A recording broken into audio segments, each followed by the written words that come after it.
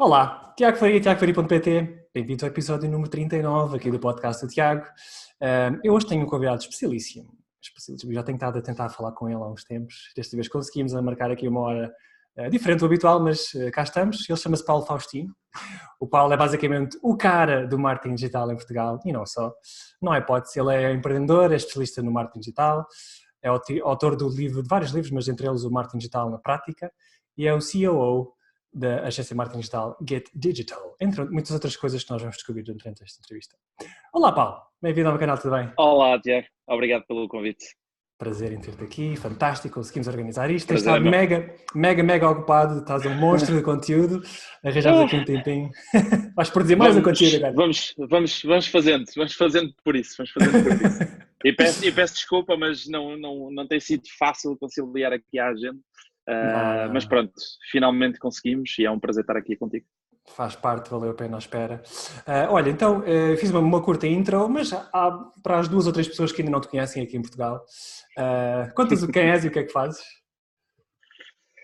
Olha, eu sou o Paulo Faustino, trabalho com marketing digital há já nem sei quantos anos, 12, 13. Sou empreendedor desde os 19, portanto há 15 anos. E montei o meu primeiro negócio com 19 anos, na altura na área de informática, e foi por aí que comecei também nesta questão do marketing digital, que na altura ninguém chamava de marketing digital, mas em 2005 já trabalhávamos com e-commerce, e eu saí dessa empresa passado 2 anos e meio, e depois comecei a empreender a partir de 2007 sozinho, numa coisa chamada Google, que é uma coisa que eu recomendo vivamente que as pessoas explorem, porque geralmente se tem resposta para tudo, e as pessoas que têm dificuldade em perceber como é que eu faço isto, como é que eu faço aquilo, Google, porque tem as respostas todas, e foi lá que eu descobri os blogs, descobri que era possível ganhar dinheiro na internet e fui-me especializando nessa área no início da minha carreira. Eu criei o meu primeiro blog em 2007, criei o meu primeiro blog a sério em 2008, que ainda hoje mantenho. E criei também em 2008 um blog que na altura se chamava fiquerico.com, onde eu ia documentando basicamente tudo aquilo que eu ia aprendendo sobre ganhar dinheiro na internet. E foi esse blog que me catapultou, de certa forma, dentro desta área, que me levou ao Brasil em 2011 pela primeira vez, onde eu dei uma palestra em São Paulo. Depois, em 2012, fui convidado pelo Flávio Raimundo, que é hoje meu sócio, para construirmos juntos um evento chamado Afiliados Brasil, que é hoje o segundo maior evento de marketing de afiliados do mundo. E em 2013, e se Deus quiser no próximo ano será o maior do mundo, vamos ver, estamos a fazer por isso. Em 2013 criei a agência com a Regina, eu conheci a Regina em 2009, em 2013 criámos a agência Get Digital, que durante os primeiros anos de vida, os primeiros 3 anos de vida, não prestava serviços para fora, só fazíamos trabalho interno. A partir de 2013 e por sugestão da Regina, e bem, não querias? Não queria muito, não queria muito, mas tem que dar o braço a torcer, e acabou por ser bom por várias razões, mas principalmente pela bagagem que nos traz ao nível da diversidade. Nós hoje trabalhamos com clientes de médio e grande porte, e isso traz-nos uma bagagem completamente diferente pela diversidade dos negócios, as dificuldades, os desafios, são tudo negócios completamente diferentes, e isso acaba por nos trazer uma bagagem muito grande. Criámos a agência em 2013, em 2016 criámos a Think Conference, que é hoje um dos eventos de referência do empreendedorismo e do marketing digital em Portugal, que teve a primeira edição em 2016, a segunda em 2018 e no próximo ano vai ter a terceira. E fazemos muitas coisas, já criámos uma marca de calçado, já criámos uma marca de relógios, temos um centro terapêutico, já tivemos um restaurante, enfim, a gente não para quietos. É que de facto um casal basicamente é isso. Vocês são basicamente é isso.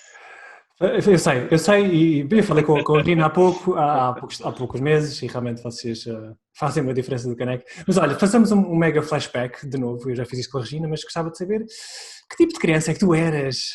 Tipo, quais eram as tuas aspirações? Tinha a ver com alguma coisa disto, do empreendedorismo? Não tinha nada a ver?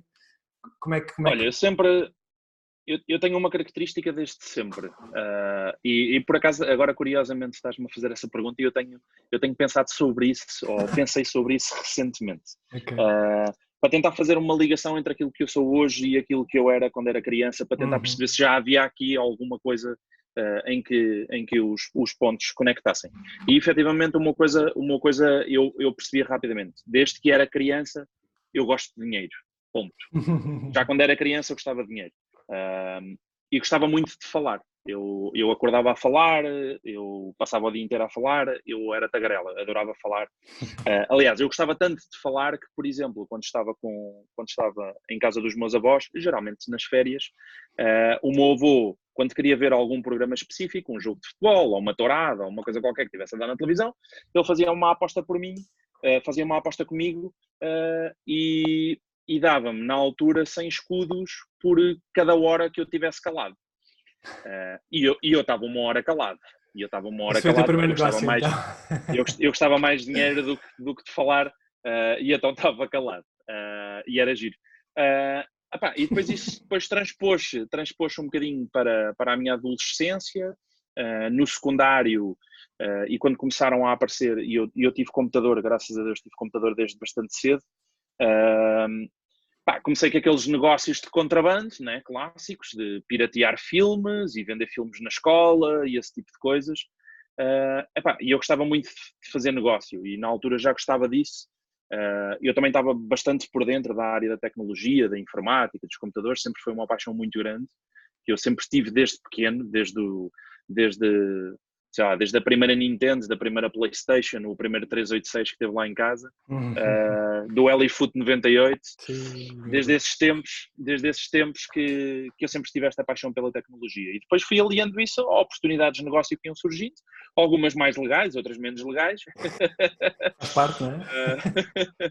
Mas chegámos a montar, eu e alguns colegas, no secundário, uma operação bastante engraçada. A gente ia ao clube de vídeo e alugávamos tudo o que era filmes, e passávamos noites a ripar filmes e a vender filmes na escola, e basicamente todos os filmes que existiam no videoclube chegaram a estar à venda na escola ou foram vendidos na escola e por aí vai. E então foi giro fazer essa pergunta, porque andei a tentar perceber onde é que havia este match, e há aqui várias coisas que para mim fazem sentido com a ligação que tenho hoje. Na minha família, principalmente o meu pai foi empreendedor desde sempre. Começou muito cedo, foi das primeiras pessoas a ter uma fábrica na indústria de moldes e plásticos aqui da Marinha Grande, e portanto talvez Uhum. também venha daí Uma algum inspiraçãozinha. desse, algum desse sangue. Algum Usei desse sangue. geneticamente, exatamente. Olha, se calhar tenho uma ideia para um post teu de Instagram. O meu primeiro negócio foi estar calado. E Pronto. foi um bom negócio, foi um bom Brutal, negócio, esse eu não tinha ouvido. foi um bom negócio, foi um bom Olha, eu negócio. li, eu li no teu blog que tu praticaste desporto desde jovem, não é? Aliás, fizeste um post Sim, recentemente. E eu ainda há dias entrevistei o Fernando Ferreira, que é um montanhista, e falámos que como o desporto e o empreendedorismo estão intimamente ligados por estarem baseados no mérito, do esforço, do sacrifício. Sentes que isso também teve alguma influência? sim, olha, eu pratiquei, eu na realidade eu queria ter sido jogador da bola, e, Aham. e fui aceito aqui na União Desportiva de Leiria, Leiria! na União de Leiria, em muita tenra idade, mas era muita tenra idade, era muito pequeno ainda. Sei lá, eu devia estar no quinto ano, devia estar no quarto ano, não sei. E na altura o Leiria só tinha campos de terra batida. Eu ia treinar num dia de inverno e eu chegava à casa, era caldo da ponta do cabelo até à ponta dos pés, e a minha mãe não gostou muito da ideia e tirou-me do futebol. Uh, e durante muitos anos eu não tive ligado a nada relacionado com o desporto. Em 2000, aliás, em 2000 não, com 11 anos de idade, houve um torneio de salto em altura na escola onde eu estava e eu ganhei o torneio. E aquilo chamou a atenção de 2 ou 3 professores de educação física que estavam ligados aqui ao atletismo em Leiria. E andaram-me a namorar durante não sei quanto tempo e não conseguiram. E depois um dia um colega da minha turma chamou-me numa daquelas tardes que a gente tem livres, né, que os miúdos têm livres, numa daquelas tardes fomos para o estádio brincar, ele andava por lá também, fazia salto em altura e tal, fomos para lá brincar, fazer uns saltos e não sei o quê, e eu achei piada aquilo e entrei. E pratiquei atletismo eu vou dizer de uma forma profissional, porque para mim era de uma forma profissional, nós treinávamos todos os dias, havia quase todos os fins de semana a fazer competições, havia várias épocas durante o ano a fazer treinos bidiários e por aí vai. E pratiquei atletismo dos 11 até aos 18 anos de idade. Fui campeão nacional 2 vezes. Nos anos em que o meu querido amigo Nelson Évora subia de escalão, eu conseguia ser campeão nacional. E então, no atletismo, não sei se tu sabes, mas os escalões são de 2 em 2 anos, ou seja, tens 2 anos de iniciado, 2 anos de juvenil, 2 anos de júnior, e depois entras em sénior, 2 anos de Benjamin, e por aí vai. E então o Nelson, como é um ano mais velho do que eu, sempre que ele passava para o escalão seguinte, eu conseguia ser campeão nacional.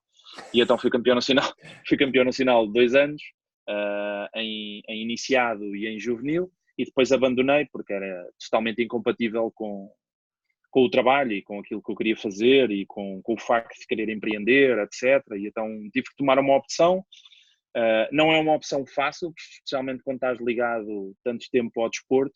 Para mim, acabou por ser uma opção fácil por 2 razões. Primeiro, porque eu privei-me durante 7 anos de ter uma vida normal. Eu não tinha uma vida normal. Eu ou treinava ou competia e fiz centenas de competições. Eu tenho, nem sei quantas medalhas tenho, que nunca as contei, mas tenho muitas mesmo. Tem-nas expostas aí em casa ou não? Tenho-as em casa da minha mãe ainda. Ok. Ainda não as fui buscar. Tenho-as em casa da minha mãe. Tenho muitas. Pratiquei durante muitos anos, desde tenra idade, e nós, tu imaginares, nós fazíamos as competições, não só as distritais, mas depois fazíamos as competições nacionais todas, em várias disciplinas, principalmente quando era mais miúdo. Eu fazia as disciplinas todas. Eu fui vice-campeão nacional de lançamento do dardo, por exemplo. Que era uma disciplina que, quando nós somos crianças, acabamos por fazer tudo até encontrarmos a nossa praia. Depois acabei por me destacar e me especializar no salto em comprimento. E que ligação é que eu faço?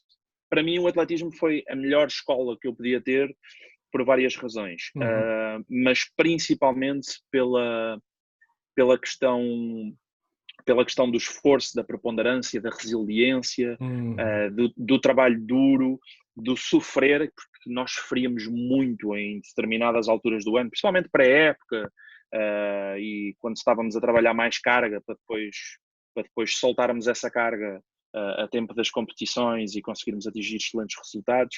E foi uma escola do caraças mesmo. Completamente.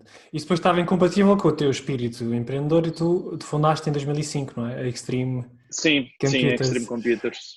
Como é que foi essa aventura? Como é que foi essa aventura inicial e quais é que foram as principais lições que tiraste desse primeiro Olha, risco? eu não comecei por aí. Eu fiz o trajeto by the book. Eu fui estudar para a escola que a minha mãe achava que eu devia estudar e fui estudar aquilo que a minha mãe achava que era o ideal. E então eu fui estudar computação gráfica tridimensional. E não tem nada a ver com jogos, atenção. Computação gráfica tridimensional é tu imaginares CAD/CAM, ou seja, fazeres computação tridimensional, mas para a indústria dos moldes e dos plásticos. E eu fiz o meu secundário todo na área de computação gráfica. Eu sempre fui bom em apostas. Eu não vou dizer que fui um mau aluno. Eu muitas vezes sentia-me desenquadrado com a escola e a escola aborrecia-me muitas vezes, principalmente a questão do estudar e do ser obrigado a estudar coisas que para mim não faziam sentido, e sempre fui um mau aluno. Até chegar ao secundário, porque no secundário eu fiz uma aposta com a minha avó e eu disse à minha avó, antes do secundário começar, eu vou terminar o meu secundário com a média de 17 valores. E terminei o secundário com a média de 17 valores, nos 3 anos. Eu sempre gostei muito de apostas. Geralmente com os meus avós.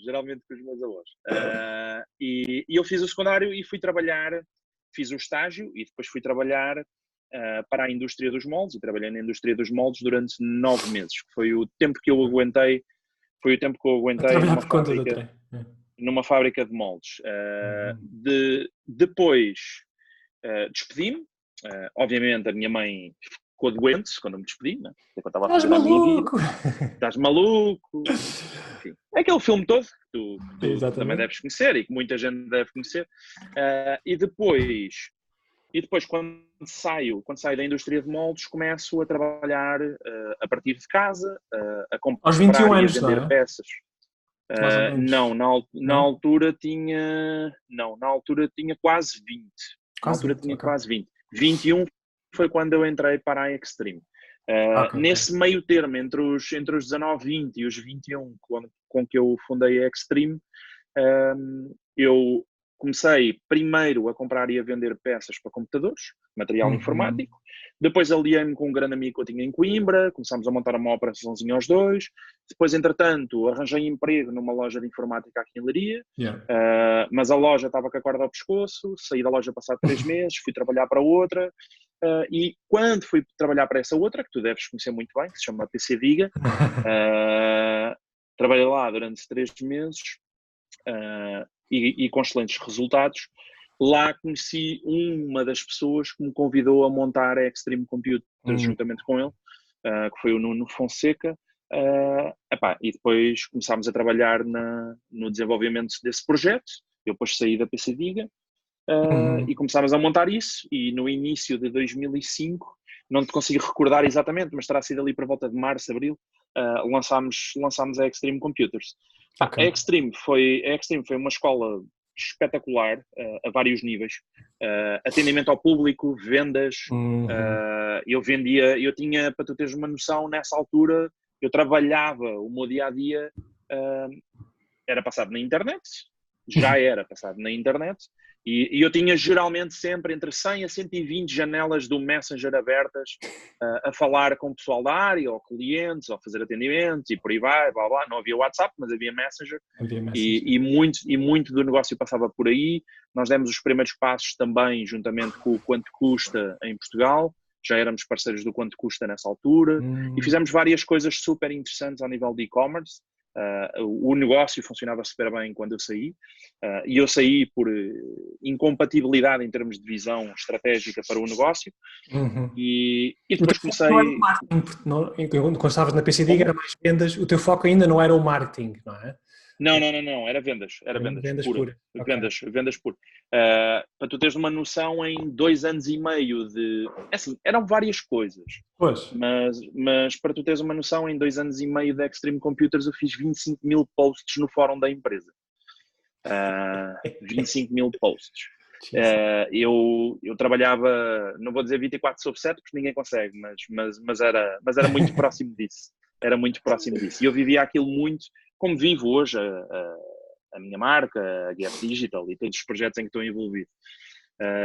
Mas foi uma escola a vários níveis, principalmente ao nível de vendas, atendimento ao público, gestão de reclamações, fornecedores, research, a parte toda de research, de análise, procurar. Eu passava noites e noites e noites à procura no Google de fornecedores no mundo inteiro, para ver onde é que eu conseguia comprar equipamento mais barato, para conseguir oferecer melhores condições aos meus clientes. Enfim, havia tudo. E depois havia a parte de e-commerce, que era uma componente muito específica, fazer a atualização toda do e-commerce, trabalhar os produtos, fazer o anúncio de novos conteúdos e por aí vai.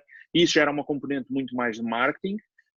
Só que nós trabalhávamos muito em canais fechados, como o fórum da empresa, e tu sabes, na altura os fóruns eram super populares, e era o nosso principal meio de comunicação, era o fórum da empresa, e os anúncios de novos materiais, etc., de novas montagens, sistemas de arrefecimento à água e por aí vai, e havia toda uma estratégia por detrás do tipo de produto que a gente vendia e das soluções que oferecia, e de certa forma eu vou ligar isso com o marketing, pela forma como nós tínhamos que desenvolver soluções para tornar o nosso negócio mais atrativo para os nossos clientes. Estávamos a competir com algumas lojas de referência em Portugal na altura, como a Aqua PC e a PC Diga, que já eram 2 lojas que tinham mais tempo de mercado, e tivemos excelentes resultados. Eu depois saí, o negócio continuou e depois acabou por fechar, mas foi uma boa escola. Brutal, brutal.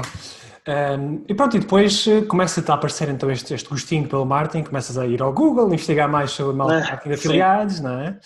Já agora, para quem não sabe, o que é que realmente é marketing de afiliados assim em 10 segundos? Para Pá, quem não sabe, marketing o de que é que isto afiliados é é? basicamente eu dizer-te, eu vendo estas canetas e agora tu, Tiago, vais vender as minhas canetas e por cada venda que tu gerares eu vou-te pagar uma comissão, Lá está, ok? exatamente. O primeiro programa de afiliados criado no mundo foi criado em 1996 pela Amazon, ainda Uhum. hoje existe, que se chama Amazon Associates e que é o grande responsável pelo crescimento da Amazon para aquilo que nós conhecemos hoje Exatamente. como a Amazon. E tu estudaste isso como ninguém, mas em vez de ficares pela teoria, tu decidiste logo começar a implementar aquilo que estavas a aprender, não é? E criaste logo uma rede de blogs. Foi a tal das escolas mais, não é? E Então, eu comecei pelo Fique Rico. O Fique Rico fico existiu rico. até ele existiu de 2000. Na altura até era engraçado porque o domínio era fique-rico, ou seja, era o fique-rico, ou Sim. fique-rico.com. Também podias ler dessa forma. E Ok. depois, em 2010, tive uma visão e comecei a idealizar a possibilidade de expandir para outras áreas. Surgiu o nome Escola Dinheiro, Uhum. que na altura foi o nome que eu decidi e fiz a migração do Fique Rico para a Escola Dinheiro. Era o mesmo projeto, mas com um naming e um layout diferente. A Regina, nessa altura, também me ajudou. Trabalhámos em conjuntos no novo layout, etc. Fizemos ali uma coisa super engraçada. Ok. E depois começámos a abrir. Criámos a Escola WordPress.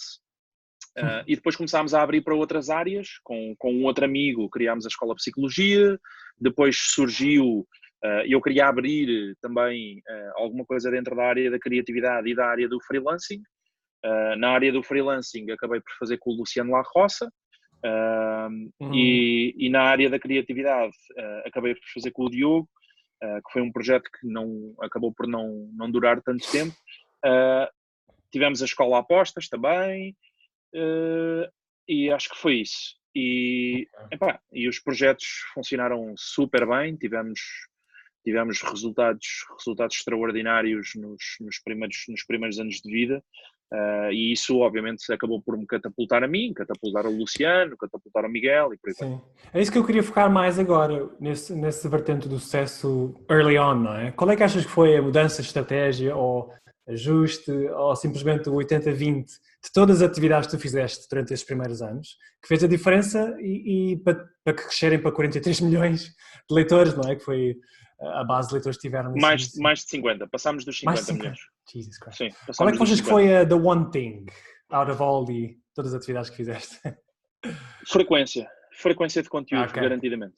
lá está. Uh, para mim foram dois fatores. A qualidade do conteúdo, ou seja, nós não produzíamos e nunca produzimos, e ainda hoje, se tu fores ao meu blog, eu não o faço, eu não escrevo artigozinhos, eu não faço artigos de Sim, 100 mega ou post. 200 ou 300 ou 600 palavritas em que tu não dizes basicamente nada. E eu sempre fui muito adepto de, ok, nós podemos fazer menos conteúdo, mas fazemos conteúdo muito bom, Uhum. e que realmente pode fazer a diferença para o nosso público. Mas a frequência também era importante. E nesses primeiros anos, e como eu estava a tentar viver disso, e obviamente 90% do meu tempo era dedicado a isso, fui fazendo um ou outro trabalhito enquanto freelancer para equilibrar as contas, mas obviamente a maior parte do meu trabalho era feita e era dedicado ao blog. Eu, só para tu teres uma ideia, no primeiro ano do blog eu escrevi 550 artigos, ok? 550 artigos Com mais de no 2 primeiro mil ano. palavras cada, não? Entre 1.000 e É assim, 1.000. a média andava por aí, 1500, 2000, por aí. Jesus Christ. E eu publicava um artigo da parte da manhã e publicava um artigo da parte da tarde, fazia 2 artigos por dia, e isso foi um diferencial grande. Yeah. Isso foi um diferencial grande. Isso foi um diferencial grande. Mas depois, aquilo que efetivamente acabou por ser o grande diferencial foi sempre a qualidade do conteúdo que a gente colocava na rua, sempre. E também foi sempre isso que eu acabei por ensinar ao Miguel, que acabei por ensinar ao Uhum. Luciano, ao Diogo e por aí vai. Não é postar por Uh, postar, é realmente ajudar o Exatamente, teu target. exatamente. Yeah. E hoje, obviamente, criar uma peça de conteúdo acaba por demorar mais tempo. Se quiseres fazer uma boa peça de conteúdo, és capaz de andar 2, 3, 4 dias a trabalhar num artigo.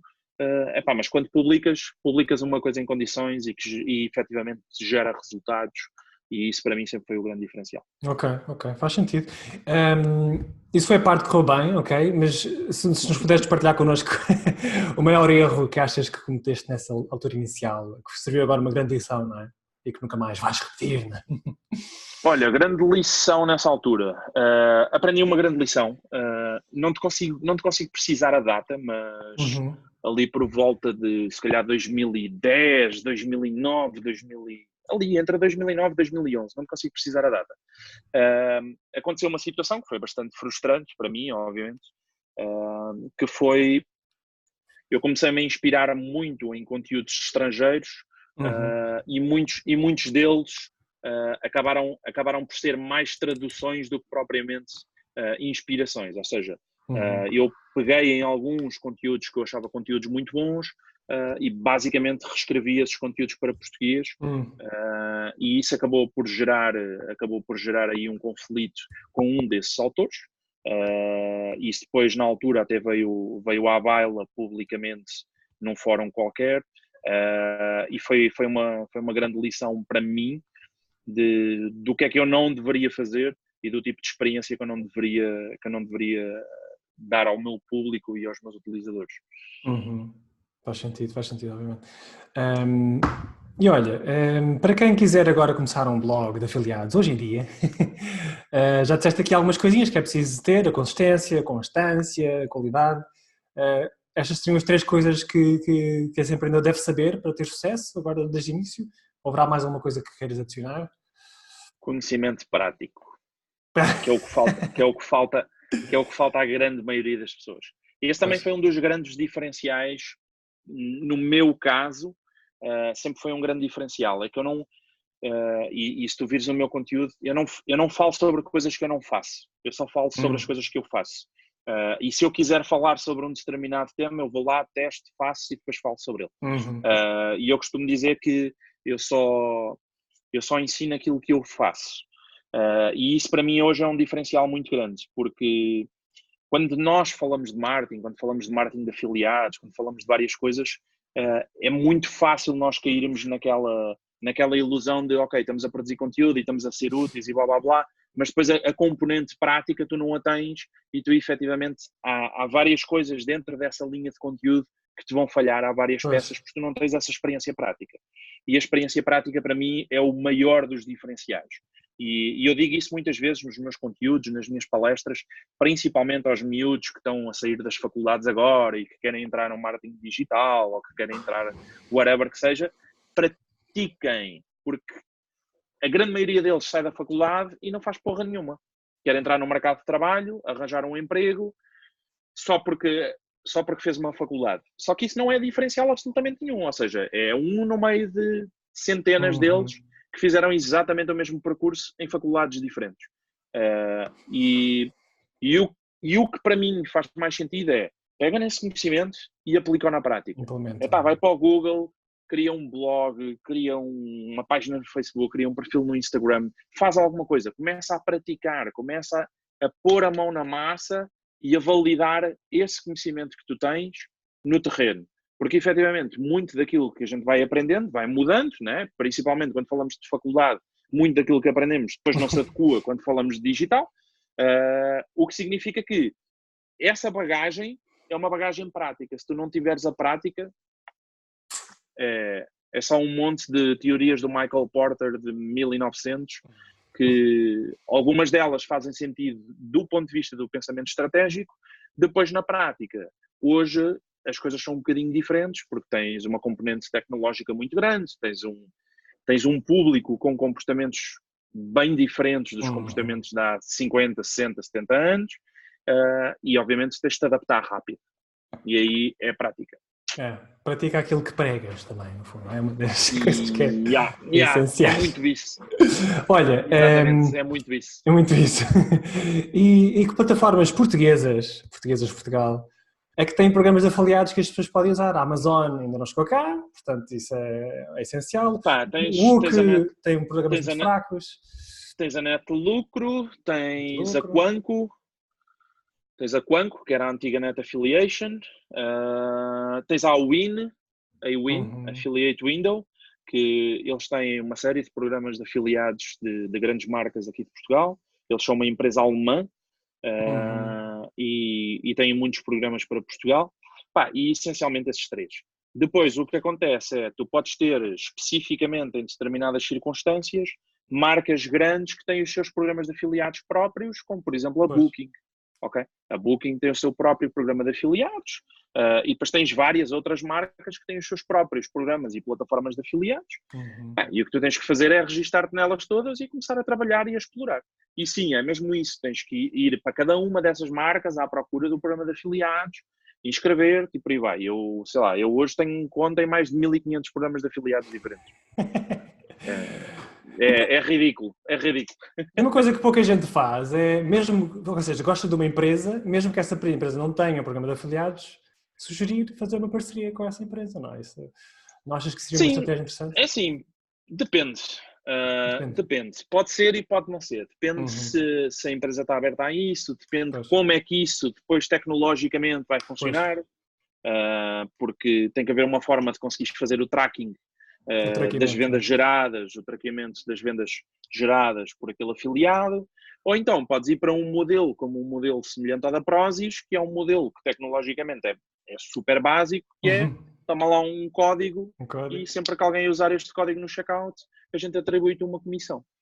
Que é um modelo super simples de implementar, que é super simples de comunicar e que funciona super bem. Espetáculo. Dicas brutais para quem está agora a começar. Ok.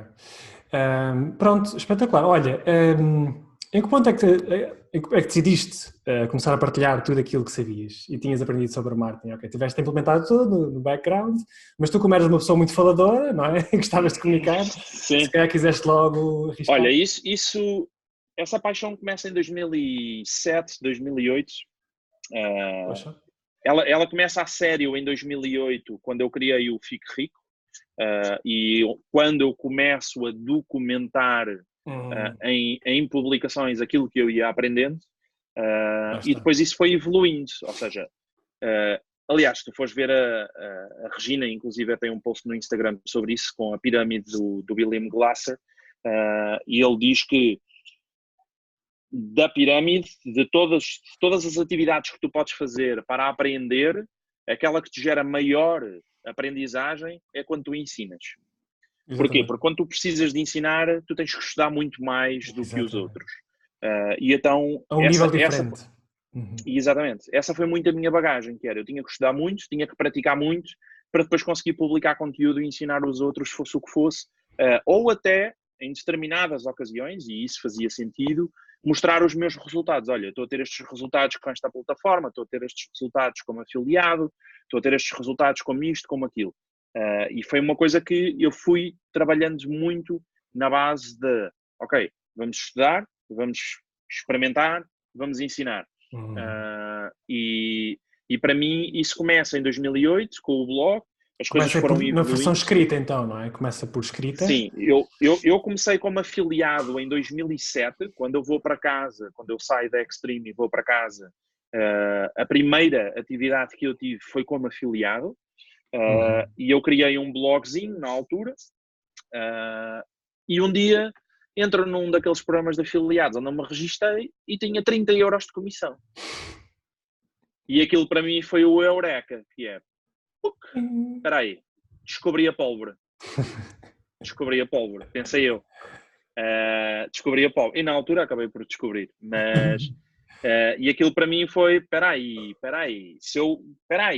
Porque se eu com estes resultados conseguir gerar 30 euros de comissão, significa que se eu gerar Y de resultados, eu vou gerar Y de comissão. E então comecei a aprofundar, mas muito à maluca, a estudar muito. Na altura só havia, em 2008, quando eu criei o Fique Rico e comecei a ensinar sobre marketing de afiliados e a falar sobre ganhar dinheiro na internet e por aí vai, só existiam 2 blogs em português que falavam sobre isso. Um era o meu, o outro era um blog feito por um rapazinho chamado Ednei Souza, que tinha um blog chamado Internei, no Brasil, e que hoje é o rapaz que organiza o Social Media Week em São Paulo. E e assim a vida dá muitas voltas, e só havia estes 2 blogs.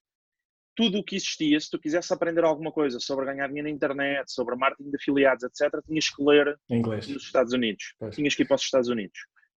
E eu consumi várias coisas, sei lá, Jeremy Shoemaker, o ProBlogger e vários outros que na altura falavam dentro desta área, o John Shaw e por aí vai, e eu papei tudo o que havia para papar, eu testei tudo o que havia para testar, e depois fazia a minha filtragem e ok, o que é que funciona em Portugal, o que é que funciona no Brasil, e foi comunicando assim. Eu também percebi nos primórdios do blog que eu estava a gerar algum tráfego no Brasil. Pois, era isso que eu te ia perguntar. Surge no horizonte.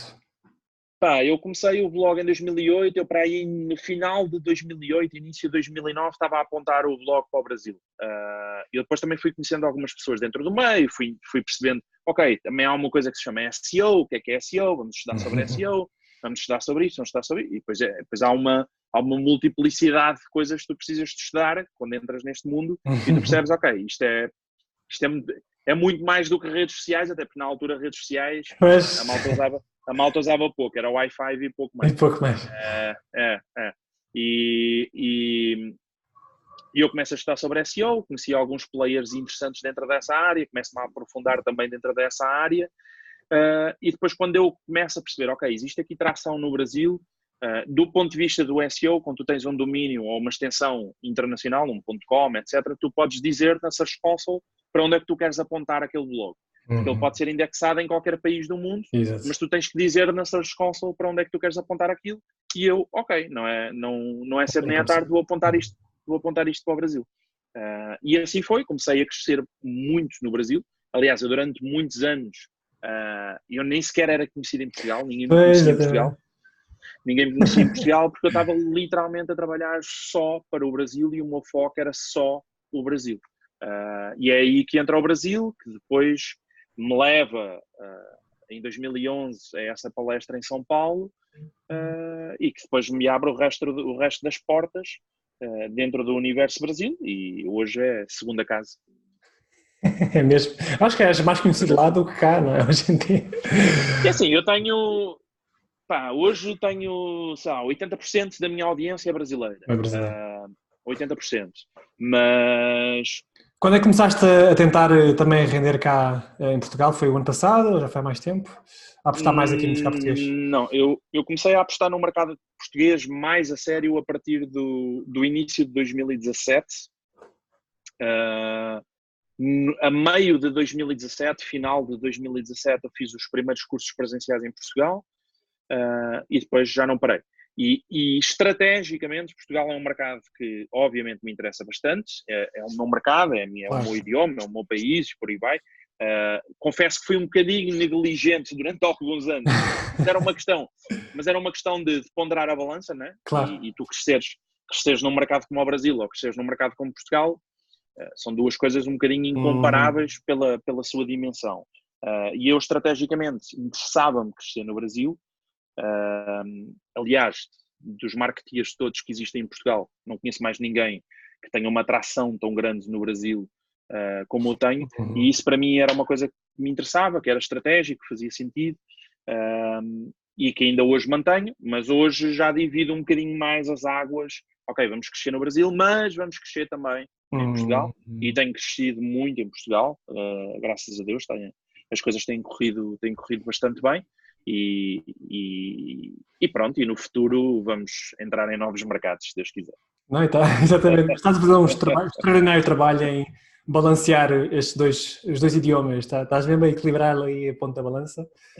Sim, é assim. Aparece sempre um ou outro tuga chique esperto de mas porque é que tu, um trollzinho, porque é que tu dizes cara, ou porque é que tu falas em português do Brasil? E eu não falo em português do Brasil, porque não quero falar em português do Brasil. Tens um português neutro, no fundo, é um português neutro. Sim, o que eu tento fazer é ter um português que seja o mais flat possível, com, obviamente, eu faço a adaptação, palavra a palavra, de alguns termos que eu sei que no Brasil, se eu não disser daquela forma, as pessoas elas têm mais dificuldade em entender, mas que em Portugal, e ao contrário, e a grande maioria das pessoas, sabes que eu sou um bocadinho eu sou um bocadinho crítico relativamente à nossa chique expertise, expertise do povo português, porque a gente acha sempre muito mais inteligentes do que, e gostamos muito de criticar os outros, muitas vezes sem noção. E aquilo que aconteceu, por exemplo, com o David Carreira, e com o facto dele ter estado no Brasil a falar português do Brasil, para mim foi ridículo, e aquilo só demonstra o quão nós, portugueses, somos ignorantes ao ponto de não percebermos que se vamos para um outro país e queremos ser compreendidos na perfeição, temos de nos adaptar ao idioma. Mas é exatamente esse mesmo Tuga que critica o David Carreira que vai para os Estados Unidos e fala inglês. E eu pergunto-me, falas inglês porquê? Tens de falar português. Porque assim, se eu não posso ir para o Brasil falar português do Brasil, também não posso ir para os Estados Unidos falar inglês americano. Não é? Exatamente. Não faz sentido. Só que as pessoas não... E isto tem muito a ver com a nossa falta de cultura, que é, se tu fores ao Brasil, e eu já fui ao Brasil dezenas de vezes, quando tu chegas lá, a realidade é muito diferente da realidade das novelas que tu vês aqui. Aquilo é um bocadinho mais complexo do que parece. E eu costumo dizer, e não digo isto de mau tom, eu costumo dizer, existe o português do Brasil e existe o português de Portugal. Para mim deviam existir 2 idiomas, o brasileiro e o português. Porque efetivamente são muito diferentes. As pessoas, eles compreendem-nos se nós falarmos pausadamente, se mudarmos, se formos adaptando o nosso discurso. Se abrirmos mais as vocais, não é? Exato. Não, mas principalmente mudar palavras. Há palavras que são completamente diferentes. São 2 idiomas diferentes. É verdade. E se tu usares os termos que usas aqui, e se falares comumente, como falas aqui com um amigo, tu chegas ao Brasil, ninguém te percebe. Ninguém te percebe. E então tu tens de te adaptar. E essa adaptação é muito importante. E o que eu tento fazer no meu conteúdo é adaptar o conteúdo sem perder a minha essência. Eu sou português e tenho orgulho nisso. Eu costumo dizer que tenho o coração assim já um bocado dividido, Portugal-Brasil. Gosto muito do Brasil e tenho muitos amigos do coração no Brasil. E o que eu tento fazer é adaptar o meu discurso de forma a que ambos os idiomas me entendam na perfeição, sem obviamente dar facadas no acordo ortográfico ou no nosso idioma, mas tento adaptar de forma a que ambos, porque não faz sentido eu ter um canal em português de Portugal e ter outro canal em português do Brasil. É ridículo ter que fazer uma coisa dessas, percebes? Não faz sentido nenhum. E já sabes que quando aparecem os trolls é bom sinal, é sinal que estás a fazer um trabalho extraordinário, portanto nem vale a pena dar importância a esse pessoal. Bloquear um ao outro de vez em quando é algo a fazer. E olha, o que é que nós podemos aprender das empresas brasileiras e o oposto? O que é que as empresas brasileiras poderão aprender aqui do que a gente faz cá? Alguma coisa que se destaque? Estás a falar numa perspectiva de marketing? Sim, por exemplo, em termos de marketing. Pronto, se estiveres a falar numa perspectiva de marketing, eu acho que nós temos muito mais a aprender com eles do que eles têm para aprender connosco, sinceramente. Pois. Eu conheço muito bem os 2 mercados, muito bem mesmo. E acredita, o Brasil está 5, 6 anos à nossa frente. Quando falamos de digital, o Brasil está 5, 6 anos à nossa frente. Talvez por ter a maior influência dos Estados Unidos, será? É 100% isso. É 100% isso. Aliás, para mim são 2 fatores muito, muito importantes. O primeiro deles é a influência dos Estados Unidos. Tudo o que acontece nos Estados Unidos, o brasileiro consome. Tudo. Rapidamente vai lá. Tudo. Eles extraem tudo o que é dos Estados Unidos e aplicam no Brasil. E depois... o fator escala. Por exemplo, eu costumo dar este exemplo muitas vezes, porque acho que é um exemplo muito engraçado e que dá para ter uma noção do que é tu trabalhares em Portugal e do que é tu trabalhares no Brasil. Imagina tu teres um e-commerce em Portugal para uma população de, tens 6 milhões de pessoas no Facebook, ok? Agora imagina, o que é tu teres um e-commerce no Brasil para 150 milhões de pessoas.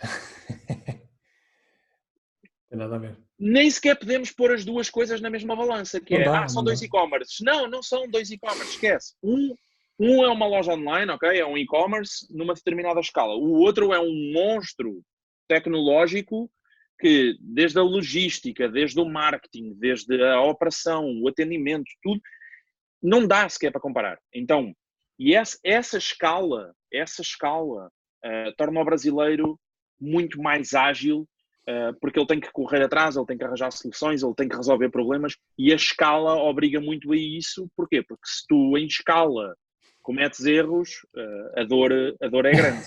A dor é muito grande. E depois a influência dos Estados Unidos. que é muito grande nesta questão do digital. Eu costumo dizer, o país líder a nível mundial, quando falamos de digital, é os Estados Unidos. O segundo é o Reino Unido e o terceiro é o Brasil. Para mim, é esta a ordem. Quando falamos obviamente, destes principais países, porque já temos que ter em consideração também, obviamente, a China e a Índia, que são dois mercados que têm vindo a crescer muito. A China de uma forma mais profissional, na minha ótica, e é um mercado que eu tenho andado bastante atento e aquilo é monstruoso. Ainda vamos ter o Paulo Faustino a falar chinês. Porque não? Mas depois tens um mercado indiano, que não é um mercado que na minha ótica esteja tão profissionalizado, acabas por ter tens um mix muito grande de pessoas a fazer muita merda e pessoas a fazer coisas boas. Na China as coisas já são um bocadinho mais, e os chineses estão muito mais estruturadas, os chineses é para manter debaixo do olho garantidamente. Agora, quando falamos de Europa, Américas, etc., Estados Unidos e Reino Unido na frente, garantidamente, e o Brasil está coladíssimo, e até te digo mais, quando falamos de Instagram, o Brasil para mim é o melhor mercado do mundo hoje. Não há nenhum mercado no mundo que faça aquilo que os brasileiros estão a conseguir fazer com o Instagram. A escala, o volume de negócios, a criatividade, esquece. O mercado brasileiro está a fazer coisas incríveis dentro do Instagram e brevemente vai começar a fazer também dentro do TikTok e por aí vai. Mas quando falamos de Instagram, não há nenhum mercado no mundo que eu conheça que trabalhe tão bem a ferramenta quanto o mercado brasileiro. Ok. Boas insights. E então dando-te resposta, acho que nós temos muito a aprender com esta área. Se formos para uma ótica mais de empresarial, industrial, etc., se calhar aí o jogo já muda completamente de figura. Portugal tem muita experiência a nível empresarial, industrial e por aí vai, mas isso é um outro campeonato. Agora, quando falamos de marketing, temos muito para aprender com os brasileiros. Muito mesmo, muito. Há muito trabalho para fazer aqui. E temos que ter humildade para isso, que é uma coisa que nós às vezes também não temos, porque somos muito orgulhosos. E eu não vejo isso necessariamente como uma coisa má, como temos para aprender com os americanos e com os britânicos, mas com os brasileiros, pela facilidade do idioma, etc., temos muito a aprender. Temos muito a aprender. Boa. Bons insights, Paulo. Pronto, estamos a chegar ao final da entrevista. Eu agora faço umas perguntas mais relaxadinhas. se lembras nos últimos 5 anos criar um hábito novo que tenha melhorado a tua vida? Deixar de fumar ainda não foi um deles, mas estamos lá. Deixar de fumar ainda não foi um deles. Há uma coisa que te lembres que melhorou a tua vida de alguma maneira? Melhorar em que sentido? A minha vida pessoal ou a minha vida profissional? Tanto faz. O que é que te venha à tua cabeça que seja interessante partilhar aqui com a malta? Olha, profissional, delegar. Ok. Foi um bom hábito. Começar a organizar as coisas de forma a que outras pessoas... porque nós temos, e este é o síndrome do empreendedor, nós temos sempre aquela ideia de ninguém vai conseguir fazer como eu faço. Exatamente. Que é uma merda. Porque... Não, e porque depois está tudo em cima de ti. Depois está tudo em cima de ti e obviamente se tu trabalhas que nem um Moro e isso, quando tu queres fazer crescer um negócio, não é viável. E eu demorei algum tempo a aprender isso. Pois agora já não escreves 2 artigos por dia. Também não tenho tempo, infelizmente, mas quando tu queres fazer crescer um negócio, tu tens que delegar e tens que confiar nas pessoas, tens que estabelecer objetivos, tens que as formar, tens que as ajudar e tens que dar tempo para que a máquina comece a andar da forma que tu queres. E eu hoje delego muito trabalho, espero conseguir delegar ainda mais do que aquilo que já delego, e essa foi uma coisa que melhorou substancialmente a minha vida profissional. Por isso é que estás cada vez com mais tempo a criar conteúdo, que deve ser o teu foco maior, no fundo. Tu és a marca. Então, sim, ainda não está como eu quero. Ok, ainda não está. Ainda não está como eu quero. Eu sei que vocês acham que eu produzo muito conteúdo, eu tenho recebido muito esse feedback. Este ano, muita gente que me diz: ei, como é que é possível, tu produzes imenso conteúdo, blá blá. Mas na realidade eu estou a produzir muito pouco conteúdo perto daquilo que eu quero produzir, acredita. E estamos a trabalhar nesse sentido, estamos a trabalhar no sentido de eu conseguir ter mais tempo, Ficar no obviamente, estúdio. para tocar a agência, porque temos a componente agência, que obviamente eu tenho que Claro. estar sempre sobre a minha alçada e sobre a alçada da Regina, mas quero ter mais tempo para produzir conteúdo. Porquê? Porque é a única forma que tu tens de crescer rápido. E a grande maioria das pessoas tem alguma dificuldade em conseguir encaixar isto. Porquê? Porque é preciso tempo, dá trabalho, Pois. muitas vezes demora, o resultado demora a começar a aparecer. E eu sei que é fácil as pessoas chegarem ao meu Instagram, Paulo, tens 100 mil seguidores no Instagram, uau! Pois, só que meu amor, eu ando aqui há 13 anos a produzir conteúdo e a batalhar, e as coisas obviamente não é um estalar de um dedo. É verdade que eu tenho crescido mais rápido, mais recentemente, porque estrategicamente é isso que nós queremos que aconteça, pela quantidade de conteúdo, pela quantidade de investimento que também fazemos para fazer esse conteúdo chegar a mais gente e por aí vai. Mas, pá, a nível pessoal, bons hábitos. Eu não tenho muitos bons hábitos a nível pessoal. Há alguns hábitos que eu tenho que eu gosto particularmente. Gosto imenso de viajar com a Regina, obviamente. Muitas vezes viajamos a trabalho, mas acabamos sempre por conseguir tentar aproveitar um bocadinho também para nós, o lazer. E o hábito, Eu disse à por Regina exemplo... na entrevista dela que vocês estão sempre no Laró. E ela achou piada. Sempre sempre no no Laró. Laró. Yeah. E gosto imenso de jantar fora, por exemplo. Eu e a Regina temos esse hábito e ambos gostamos muito de uma boa experiência gastronómica. E um bom hábito que nós começámos a implementar também. Este é um misto de pessoal e profissional.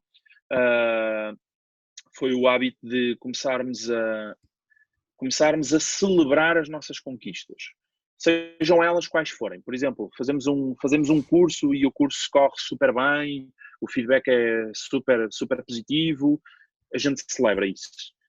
A gente lança um produto qualquer e as coisas funcionam bem, a gente celebra isso. A gente, sei lá, a gente faz alguma coisa a nível pessoal e geramos o resultado que nós queríamos ou atingimos o objetivo que nós queríamos, nós celebramos isso. E celebrar pode ser dar um passeio, pode ser ir almoçar fora, pode ser comprar alguma coisa, pode ser o que tu quiseres, mas celebrares isso, ou seja, tu recompensares de alguma forma por teres atingido aquele objetivo, seja ele pessoal ou profissional. E isso tem sido super positivo para nós também. Giro. Bom, é espetacular a ideia, teres alguma coisa para Sim. looking forward to, não é? Vamos ser recompensados pelo nosso esforço. Sim, sabes porquê? Porque nós falamos bastante, e eu e a Regina, felizmente, a gente conversa bastante. Ela gosta de falar também, e então acabamos por falar muito. E nós chegámos a um momento das nossas vidas, tanto pessoais como profissionais, em que a gente percebia, independentemente daquilo que a gente faça, a gente faz e ok, tipo, another day in the office e bola para a frente, estás a ver?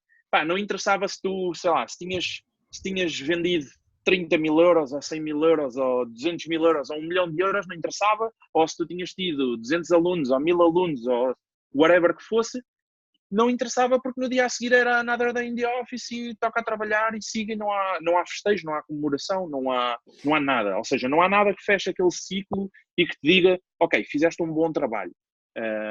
E nós fomos percebendo isso e fomos mudando isso e começámos a estabelecer esse hábito de, ok, quando nós lançamos alguma coisa, seja profissional ou pessoal, ou alguma coisa que mesmo a nível pessoal a gente queira fazer, nós definimos essa meta ou esse objetivo e quando a gente atingir esse objetivo, a gente vai ter que o celebrar de alguma forma. E essa celebração pode ser o que tu quiseres. Brutal. E é muito giro porque tu sentes-te de alguma forma recompensado. Pelo esforço. Estás a ver? Porque assim, mesmo que tu lances um produto, imagina, agora vou lançar este produto e vendo, sei lá, 30 mil euros deste produto. Tu tens a recompensa financeira, né? Do esforço de tu teres feito isso. Só que essa recompensa financeira, ela vai para dentro de uma estrutura, não é? É uma estrutura porque esse trabalho acontece, mas ele não é fruto só daquilo que tu fazes. Da mesma forma que tu hoje vês muito conteúdo meu na rua, mas esse conteúdo não é fruto só do meu trabalho. Eu tenho o meu editor de vídeo, eu tenho o meu designer, eu tenho a minha equipa, tenho várias pessoas da minha equipa, que obviamente sem elas a gente não conseguia pôr metade do conteúdo que põe na rua, e aquilo não é o one-man show, sou eu que estou a dar a cara e sou eu que estou a dar o conteúdo. Mas existe toda uma estrutura que está a fazer com que isso aconteça. Portanto, tu tens que celebrar as coisas, e com a tua equipa também. E nós hoje fazemos isso. Mesmo quando vamos fazer os cursos, agora fizemos 2 turmas em Lisboa e no Porto, que foram um sucesso, graças a Deus. Sim, foram 200 alunos por turma. Correu benzinho. E não foram mais porque tivemos que fechar a torneira para ver como é que a coisa fluía, e flui super bem. Nós para ambos os cursos, levámos 11 pessoas da nossa equipa, além de eu e da Regina. Uau. Portanto, é uma estrutura grande. Éramos 13 pessoas em sala para garantir que a experiência era top e que, obviamente, toda a gente tinha a oportunidade de esclarecer as suas dúvidas, de ter o apoio e o acompanhamento que é suposto tu teres num curso. Pronto. Muito bom. E os cursos acabam e a gente vai festejar. Vamos todos juntos e vamos jantar fora ou vamos fazer alguma coisa, e tem que haver essa celebração para tu te sentires de alguma forma recompensado além do resultado que tu tiveste. Porque o resultado, é o resultado que entra na coluna de Excel e entra lá na estrutura, e depois é preciso pagar contas e isto e ordenados depois e blá, blá. Aparece, não é? E isso pouco te interessa, estás a perceber? E isso pouco te interessa. O que te interessa é aquilo que fica, e aquilo que fica é quando tu celebras, exatamente, as experiências. E isso é muito giro, pá. Quando tu fazes isso é muito giro. Fica a dica, Paulo, brutal. Olha, se tivesse que escolher um livro de empreendedorismo, marketing, para oferecer a alguém, consegues selecionar um? Tirando o teu livro, obviamente, não é? Difícil, tirando o meu livro. Sim, esse é mais técnico. Esse é mais técnico. Esse é mais técnico. Olha, houve um dos livros que mais me marcou até hoje foi um livro chamado Rework. Rework, do David, que é um dos sócios fundadores do Basecamp. Eu já li esse livro há muitos anos, mas ele marcou-me bastante pela forma pela visão que eles tinham do negócio deles, do trabalho remoto, das reuniões curtas, de tu conseguires otimizar o tempo de forma a não desperdiçares tempo em coisas que efetivamente não te geram resultado. E as reuniões muitas vezes são uma delas. As pessoas, por exemplo, nos grandes centros, que no meu caso, isso não acontece porque vivemos numa cidade mais pequena, mas nos grandes centros, as deslocações, o tempo perdido em trânsito e por aí vai, e eles otimizaram tudo, a equipa é remota, as reuniões são curtas, no máximo 15 minutos. Pronto, há ali uma série de procedimentos que eu gostei particularmente. E depois posso-te recomendar um segundo livro, porque eu não consigo recomendar só um. Aliás, eu não consigo recomendar só 2 ou 3, ou podia recomendar 100 livros. Mas tens um livro muito, muito bom que eu recomendava qualquer pessoa ler, que é o Sell or Be Sold, do Grant Cardone, que é um livro sobre vendas. É um livro sobre vendas, que é basicamente vende ou ser vendido, né? Ou ser comprado, ou whatever. E que é um aspecto que nós culturalmente, não sei porquê, mas alguém havia de estudar porquê, porque é que nós somos tão conas para vender, e nós temos vergonha de vender, nós assustamos quando é preciso vender, nós escondemos o preço, que é para a pessoa não ver logo o preço, para primeiro falarmos com ela, para depois apresentar o preço. Bem, é um filme do caraças. Mas na realidade todos nós andamos a vender. Nós vendemos desde o dia em que nascemos até o dia em que morremos. Nem que seja venderes uma ideia. Porque quando tu quando és um puto com 4 ou 5 anos e estás a chorar no supermercado, ou estás a pedir ao teu pai para ele te comprar um chupa-chupa ou alguma coisa, tu estás a vender a tua ideia para fazer com que aquela pessoa faça uma ação que tu queres que ela faça. Portanto, nós vendemos o tempo todo as nossas ideias aos nossos amigos, aos familiares, o nosso negócio, o produto, o serviço, whatever. A gente está sempre a vender. Mas temos vergonha de vender, que é uma cena ridícula, que é totalmente paradoxal, não faz sentido. E esse livro do Grant Cardone é um livro sobre vendas que eu recomendo vivamente, mesmo para quem não vende nada, porque na realidade a pessoa vende, nem que seja uma ideia, um ponto de vista, ou o que seja. E é um livro que eu gosto particularmente por isso, porque tem muito a ver mais com o mindset, com a forma como tu vês as coisas e pensas as coisas, do que propriamente com a forma como as executas na prática, no terreno, a vender e whatever. Ok? Ok, Então, brutal. estes dois. Ficam as Super. dicas, mega dicas. Paulo, quem quiser saber mais sobre ti, paulofaustino.com é o melhor canal, não é? Em Está todo tudo lado, lá. dá todos os teus O links. meu Instagram também, Paulo Faustino, a Paulo minha página de Faustino. Facebook, Paulo Faustino, o meu TikTok, Paulo Faustino, o meu YouTube, Paulo Faustino e tudo Paulo Faustino. Eu vou depois ter muito trabalho a pôr os links na descrição do vídeo, mas vai lá ficar tudo. Sim, Paulo, sim. muito obrigado, foi um prazer Obrigado eu, enorme. Tiago. Obrigado És eu uma inspiração para todos pela nós, oportunidade. pá, tens realmente estado em Obrigado. todas e estou super ansioso para ver o que é que vais fazer em 2020. Vamos chegar lá. Boa. Vamos ter muita coisa boa. Muita coisa. Muita coisa boa. Obrigadão pelo teu tempo, tá bom, Boa. Paulo? Então vá. Obrigado eu, Um Tiago, abraço. pela oportunidade. Um grande abraço. Um Obrigado. abraço. E pronto, foi então o final do episódio número 39. Eu acho que vocês gostaram, de certeza. Que você gostou. E se gostou, por favor, deixe o seu gosto, subscreva aqui o canal para ver futuros vídeos que vêm muito mais entrevistas. E já agora faça todos os sociais para partilhar com outras pessoas que acho que façam sentido. Muito obrigado pelo seu tempo e até à próxima.